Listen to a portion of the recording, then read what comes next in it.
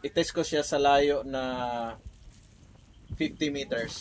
Titingnan natin kung magtatabi-tabi ang tama niya.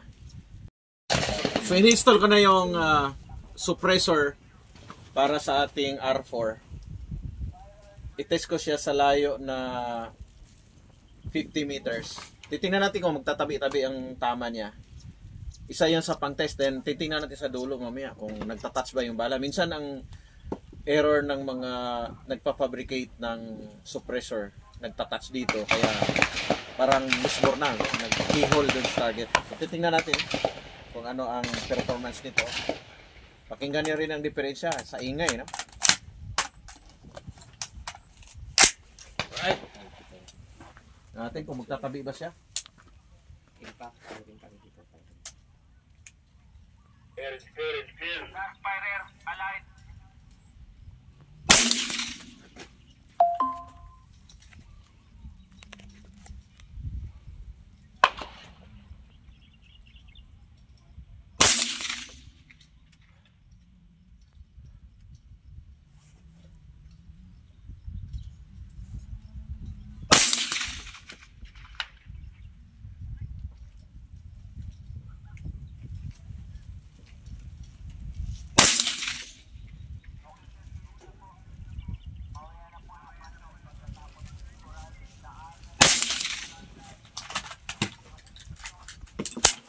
Bitin natin yung target papunta dito.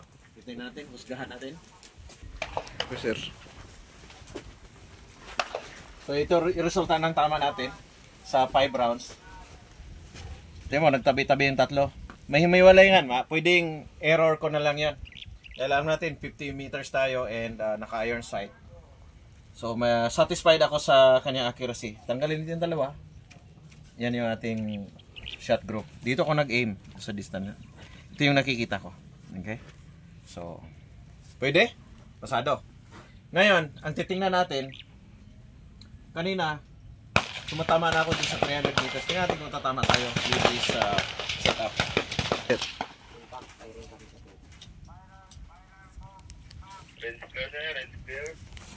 Alam niyo yung kagandahan ng mayroong suppressor, ang ating mga sundalo ay hindi na mabangi na kagaya ko.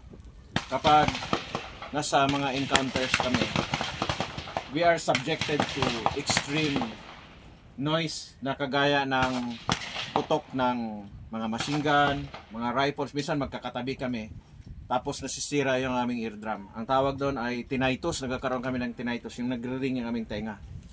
And sa US Armed Forces, ang ginawa nila, lahat ng mga sundalo ay binigyan na ng suppressor to protect the ears ng mga sundalo. Kasi hindi naman pwede magsusuot ka ng ear protection kung nasa actual combat. Hindi siya practical. Maybe in some instances kung kayo ay nasa close quarter combat, sa urban warfare, pwedeng nakasuot ng electronic air muff habang nagki-clear ng mga buildings.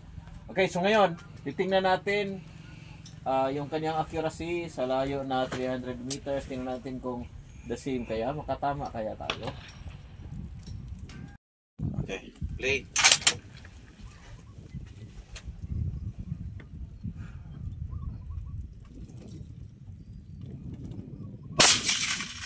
Hit.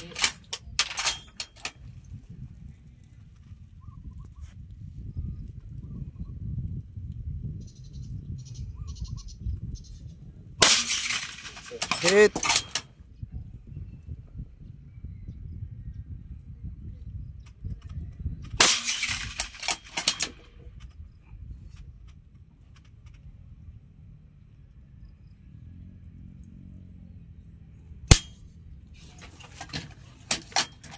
Wala.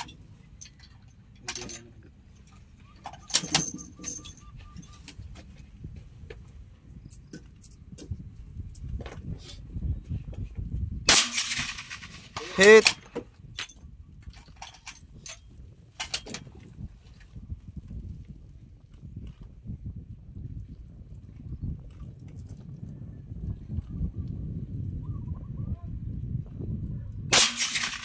Hit.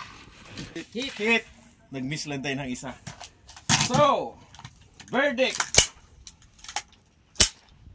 Verdict tayo para doon sa taga Visayas na nagpadala sa akin ng sample ng kaniyang product na suppressor. I am impressed kasi maliit lang siya, magaan, and importantly hindi ako nabibingi.